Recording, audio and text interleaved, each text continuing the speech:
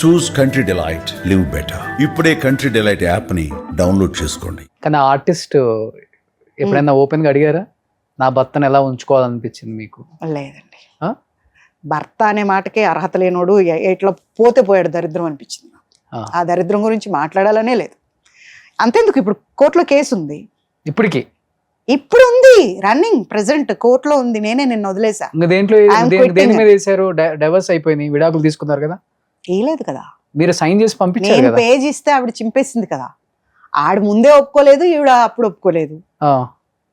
వాడేమో నాకు పెళ్ళామే కొడుకు మాత్రమే నా కొడుకు అని చెప్పాడు. సో అలా డైవర్స్ కాలేదు. నేను కోర్టులో వేసా, రేఖారాణి ఐఏఎస్ని ఇంక్లూడ్ చేయండి, ఎందుకని కేసులో ఇంక్లూడ్ చేయట్లేదు అని వేసా.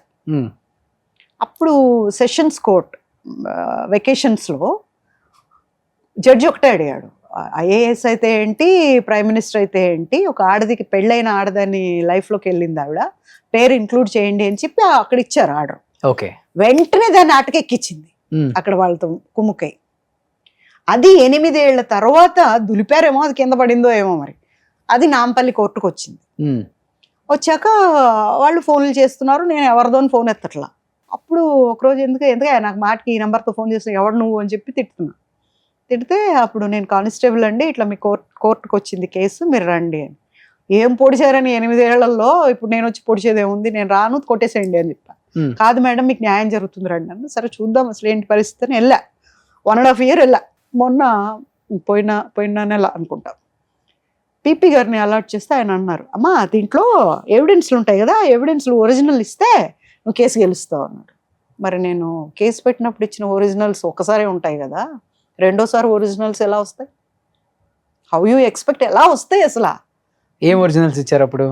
ఫొటోస్, పెళ్లి ఫొటోస్ కానీ, బాబు ఫొటోస్, ఫంక్షన్ ఫోటో కానీ, ఏమంటారు అది, సీమంతం ఫోటోలు కానీ, మేమిద్దరం కలిసి ఉన్నవి కానీ, ఎక్కడెక్కడికి వెళ్ళినప్పుడు అవన్నీ ఇచ్చాను. అవన్నీ పెట్టుకున్నారు. ఏదైనా తప్పు ఉండొచ్చండి, రేషన్ కార్డు తప్పు ఉంటుందా? ఇద్దరిని కూర్చోబెట్టి ఫోటో తీస్తారు. భారత ప్రభుత్వం అంత పిచ్చిదా? కాదు కదా. ఆ ఫోటో కూడా ఇచ్చాం. మళ్ళీ యాక్చువల్గా వాళ్ళు ఏమంటారంటే, మిమ్మల్ని నాకు హోంవర్క్ ఇస్తున్నారు, కేసు నేను పెట్టా. ఎందుకు? వీళ్ళందరూ సిట్టింగ్లో ఉన్నారు కదా, ఐఏఎస్లు, ఐపీఎస్లు, ఎంపీలు, వీళ్ళందరూ సిట్టింగ్లో ఉన్నారు. ఏం చేసినా డీజీపీ దగ్గరికి వెళ్తే రిపోర్ట్ తీసుకోరు, అక్కడి నుంచి పరిగెట్టాలి. పోలీస్ స్టేషన్కి వెళ్తే పోలీస్ స్టేషన్లో ఎవరు ఉండరు. చాలా దారుణంగా తిప్పారు నన్ను. తర్వాత ప్రెస్ అంతా వచ్చేసి నాతో కూడా వస్తే అప్పుడు తీసుకున్నారు. అక్కడ బాబు ఖాన్ ఎస్టేట్లో అక్కడ తీసుకున్నారు. ఇప్పుడు మీ ఫైట్ అతని మీద, ఆమె మీద, ఇంకా అతని దగ్గర ఆయన లేరు కదా ఇప్పుడు. ఎప్పుడు ఉన్నా లేకపోయినా ఫస్ట్ అయితే జరిగింది కదా. అన్యాయం జరిగిందా లేదా? అన్యాయం జరిగింది అనేది నా పోరాటం. నేనేమి, నాకు ఆవిడంది నీకు వద్దన్నావు కదా, నేను చేసుకుంటే నీకేంటి బాధ అని అడిగింది. మీడియాలో అడిగింది ఆవిడ నన్ను. నేను అనలేదే నాకు వాడు కావాలని. ఎంగిల్ కంచం ఇంట్లో పెట్టుకుని అలవాట్లేదు నాకు నచ్చలేదు, నా కంచం వేసి పడేస్తాను. అలాంటిది ఎంగిల్ కంచం నేను ఎందుకు పెట్టుకుంటాను ఇంట్లో? ఇంత తెలిసి ఇంత బాహాటం అయిన తర్వాత నిన్ను తెచ్చుకుని నేను ఎందుకు పెట్టుకుని? నేను అడిగానే ఏంటి వాడు కావాలి నాకని. నేను అనలేదే, నాకు వద్దు. చాలా ఎందుకనో దేవుడు ఇలా చేశాడంటే, మా నాన్నగారు చనిపోయిన తర్వాత నాలో దూరాడేమో వద్దమ్మా అని.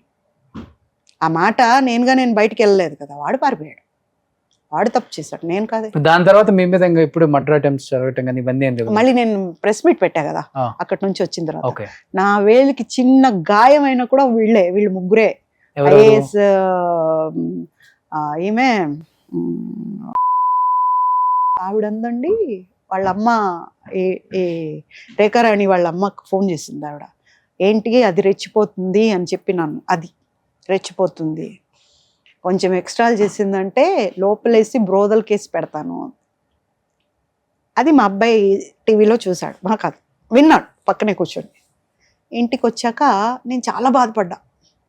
ఎంత మాట అంది ఆవిడ నన్ను. ఏం తెలుసు వీళ్ళందరికీ, వాడు ఎంత మోసగాడో తెలిసి వీళ్ళకి ఏ మాయలో ఉండి ఈ మాటలు నన్ను అన్ననింది అనేసి. మా బాబు వచ్చి నన్ను, అమ్మా బ్రోదల్ అంటే ఏంటి అని అడిగాడు.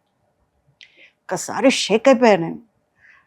దాటేయకూడదు, చెప్పాలి. నాన్న ఒక భార్య ఉండగా, ఒక మన అనుకున్న వాళ్ళు ఉండగా ఇంకొకళ్ళు చాలామంది మెయింటైన్ చేస్తే వాళ్ళని అంటారు.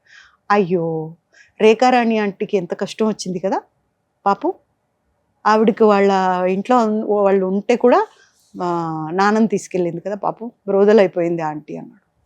మా బాబు అంతే, అప్పుడు 7 ఏళ్ళేమో. అంటే ఆవిడ అన్నమాట నన్ను ఇక్కడ కొట్టింది. బ్రోదల్ కేసు బుక్ చేస్తాను అంటే అంత తేలిగ్గా ఉంటారండి ఆడవాళ్ళు అంటే? నేను ఇండస్ట్రీయే కావచ్చు, ఇండస్ట్రీలో ఉన్న ఆడవాళ్ళు అంటే అంత తేలిక? మీరంతా గొప్పోళ్ళా? నాకు తెలుసు, వాళ్ళందరి చరిత్రలు నాకు తెలుసు. ఎవరి చరిత్ర ఐఏఎస్ ఈవిడ రేఖారాణి గారికి ఏముంది, ఇవన్నీ నాకు కూడా తెలుసు. కానీ మర్యాద నేను ఊరుకున్నా. బట్ టైం వచ్చినప్పుడు ప్రెస్ మీట్ పెట్టి చెప్పా నాకేం జరిగినా కూడా వీళ్ళే దానికి కారణం అని చెప్పి. అప్పటి నుంచి ఇంకేం జరగదు. కానీ ఎప్పుడో అనిపించింది జరుగుతుందేమో ఒకవేళ అని, బట్ జరగదు. ఎన్ని సంవత్సరాలు అయింది జరిగి? 9 ఏళ్ళు అయిపోయిందిగా. 9 ఏళ్ళు అయిపోయింది. కేసు నేనే డ్రాప్ అయిపోయా. నాకు వద్దు, ఇది గెలవరు కేసు. దాంట్లో ఎవిడెన్స్లే లేవండి. నేను ఇంత కట్ట ఎవిడెన్స్లు ఇస్తే ఒక్కటి లేదు దాంట్లో. ఇప్పుడు మళ్ళీ తెమ్మంటున్నారు, అది కూడా ఆటే. ఇదంతా వాళ్ళు మింగిల్ అయి ఉన్నారు అందరూ. సో అంత కోల్పోయింది మీరు, మాటలు పడ్డది మీరు, కేసుల కోసం తిరిగింది మీరు, ఆర్థికంగా ఇబ్బంది పడ్డది మీరు, కుటుంబాన్ని లాక్కొని వచ్చి కొడుకుని అంటే తండ్రి వదిలేసి వెళ్ళిపోయినా కానీ ఈ పరిస్థితులలో, అంటే అలాంటి పరిస్థితులలో కూడా కొడుకుని ఆ స్థాయిలో ఉంచుకుంది కూడా మీరు, ఇప్పుడు బతకాల్సింది కూడా మీరే, సో సొసైటీలో నిలబడాల్సింది కూడా మీరే. ఇన్ని ఓడిపోకుండా గెలిచి ఇంత దూరం వచ్చారు కాబట్టి ఇంక ఇప్పుడు కూడా గెలుస్తారు. ఇంకా గెలుస్తూనే ఉంటారు వాళ్ళు. ఇప్పుడు ఈ కేసుల వల్ల లేకపోతే వాళ్ళు అది కేసు గెలవటం వల్ల పెద్దగా మీకు ఒరిగేది కూడా ఏం లేదు. ఇంకా వాళ్ళు గొప్ప వాళ్ళు అయితే వాళ్ళకి గొప్ప, అంతే, ఎవరికి గొప్ప కాదు. అంతే కదా. ఇవాళ రేపు వాళ్ళు వీళ్ళని కూడా లేదు. ఎవరున్నా కానీ నిజమైన ఆధారాలు ఉంటే. ఒక ఛానల్లో వచ్చింది కదా 1 month వాళ్ళే ఇచ్చారు టెలికాస్ట్. అప్పుడు ఆ ఛానల్ హెడ్ నాకు ఫోన్ చేశారు, అమ్మా బండబూతులు తిడుతుంది నిన్ను, పెళ్ళి అవ్వలేదంట, నువ్వు అబద్ధాలు చెప్తున్నావు అంటే ఎలా ప్రూవ్ చేసుకుంటావు అని. ఒక రౌడీని అప్పుడు చూసుండాల్సింది మీరు. అలా చేశాను నేను. రిజిస్టర్ ఆఫీస్కి వెళ్ళి మొక్కం మీద తన్నాను అతన్ని. తన్ని ఇంత పెద్దగా ఉంటుంది రిజిస్టర్, ఒక్కొక్క పేజ్ ఇంత ఉంటుంది అక్కడి నుంచి ఇక్కడికి. ఆ పేజ్ ఓపెన్ చేసి దాంట్లో టక్క టక్క కొట్టాం.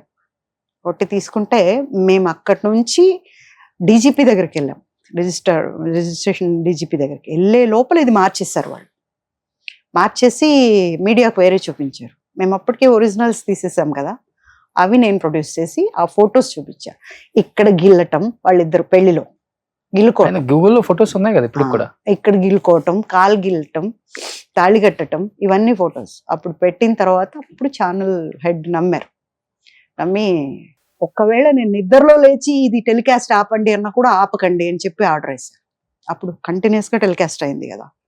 అంటే ఒక ఛానల్ వాళ్ళు నన్ను నమ్మలా, అబద్ధం చెప్తున్నాను అనుకున్నారు. ఐఏఎస్ ఆఫీసర్తో గొడవ ఏంటి, ఎందుకు ఈమెకి ఎందుకు ఉంటుంది అన్నట్టుగా కొంచెం చిన్నగా చూశారు వాళ్ళు.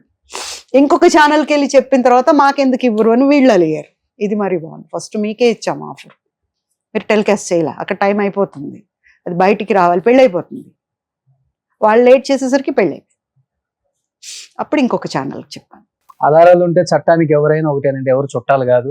సో ఎన్డీ తివారీ గారు లాంటి దాన్నే చూసాం మనం, పెద్ద విశేషమేం కాదు. సో ఇవన్నీ దాటుకొని వచ్చారు, ఆ బెదిరింపులు అవన్నీ, వాటికి ఇవ్వాల లేక లొంగేవాడే లేడు ఎవడు. ఫస్ట్ ఆఫ్ ఆల్ అన్ని దాటుకొని వచ్చారు. 9 సంవత్సరాల తర్వాత కూడా లైఫ్ ని హ్యాపీగా లీడ్ చేస్తున్నారు. కొద్ది గొప్ప ఫైనాన్షియల్ గా ప్రాబ్లం ఉన్నా కానీ మీకు వచ్చిన ప్రాజెక్ట్స్, మీకు వచ్చిన ఆఫర్స్ తోనే మీరు నెట్టుకొస్తున్నారు. కానీ ఇండస్ట్రీలో పూజిత అంటే ఒక చిన్న బ్లాక్ మార్క్ కూడా లేదు. ఏం అలాంటిది అలాంటిది ఇలాంటిది అని మాట్లాడేవాడు కూడా లేడు. ఆ స్కోప్ కూడా ఇవ్వలేదు మీరు, కాబట్టి మీరే సక్సెస్ అయినట్టు. సో అందుకని నేను మీకే హ్యాట్సప్ చెప్తాను. సో బాబు 23 years వచ్చాయి, హ్యాపీగా జాబ్ చేస్తారు. ఒక 2-3 years తర్వాత హ్యాపీగా పెళ్లి అవుతుంది, మీరు ఒక ఫ్యామిలీ అవుతారు. సో ఇండస్ట్రీ కూడా పూజిత గారు మంచి మంచి సినిమాలు తీశారు. డెఫినెట్ గా ఆ ఓపెన్ గా చెప్పారు. ఫైనాన్షియల్ గా చాలా ప్రాబ్లం ఉన్నప్పటికి కూడా నేను ఎప్పుడు ఎవరికి చెప్పుకొని ఇలా చేయి చాపలేదు. ఉన్న దాంట్లోనే ఇంట్లో ఉన్న గోల్డ్ సిల్వర్ అమ్ముకొని నా కష్టమే నేను పడ్డాను. కానీ ఎవరిని చేయి చాచి, అంటే ఆమె అడిగితే ఇచ్చే వాళ్ళు చాలా మంది ఉంటారు, గొప్ప గొప్ప యాక్టర్స్ తో వర్క్ చేశారు. కానీ అది తనకి ఇష్టం లేదు, అలాంటి ఫ్యామిలీ నుంచి రాలేదు. దేహి అనే పొజిషన్ నాకు వచ్చినా నేను అడగకూడదు, నా కష్టంతో నేను బతకాలి. ఒక్క ఇన్సిడెంట్ చెప్తాను. నరేష్ ఉన్నారు కదా, హీరో నరేష్. అవును, సీనియర్స్, పెద్ద నరేష్ గారు అన్నయ్య. ఆయన మాత్రం నేను హాస్పిటల్లో ఉన్నప్పుడు హెల్ప్ చేశారు. మనం తిని లేదనకూడదు, అది నాకు తెలియదు. నేను బెడ్లో అన్కాన్షియస్గా ఉన్నప్పుడు బాబు దగ్గరికి పంపించారంట, వాళ్ళు హెల్ప్ చేశారు ఓకే. ఆయన. సో ఇప్పుడు నేను అడిగితే అన్నయ్య నువ్వు ముందు ఇంటికి రా కోతి అంటారు. ఓకే. బట్ నేను కష్టంలో ఉన్నప్పుడు ఎప్పుడు కూడా మనం అలాంటి పని చేయకూడదు, అడుక్కోకూడదు. సో ఇండస్ట్రీ ఆమె ఏది కూడా ఫైనాన్షియల్ గా నేను ఇబ్బంది పడుతున్నాను, నాకు డబ్బు కావాలని అడగట్లేదు, మంచి క్యారెక్టర్స్ ఇవ్వండి. సో తెలుగులో చాలా సినిమాలు చేస్తున్నాం మనం, వెబ్ సిరీస్లని, ఓటీటీకి ఎన్నో చేస్తున్నాం. మంచి క్యారెక్టర్కి ఇప్పటికి కూడా అక్క క్యారెక్టర్లకి చాలా బాగా సూట్ అవుతారు పూజిత గారు. అమ్మ క్యారెక్టర్లకైనా మంచి క్యారెక్టర్స్ ఇచ్చి సపోర్ట్ చేసి, ఇలాంటి వాళ్ళు మన వాళ్ళని రోడ్డును పడకుండా ఫైనాన్షియల్గా అండ్ మన వాళ్ళని మనమే కాపాడుకోవాలి, అది మనకి గౌరవం. కాబట్టి మరి చేతులు జోడించి అడుగుతున్నాను డైరెక్టర్స్ అండ్ ప్రొడ్యూసర్స్, మన తెలుగు వాళ్ళు టాలెంట్ ఉన్న వాళ్ళు చాలా మంది గొప్ప వాళ్ళు ఉన్నారు, అందరికి మంచి అవకాశాలు ఇవ్వాలని మనస్ఫూర్తిగా కోరుకుంటున్నాను. పూజిత గారు థ్యాంక్ యూ సో మచ్. ఏదో చాలా చిన్నగా ఉంటుంది మీ లోపల జర్నీ, అంటే మీ పర్సనల్ లైఫ్ అనుకున్నాను, కానీ ఇంత పెద్ద స్టోరీ ఉంటుంది, ఇంత జరిగిందని నాకు తెలియదండి నిజంగా.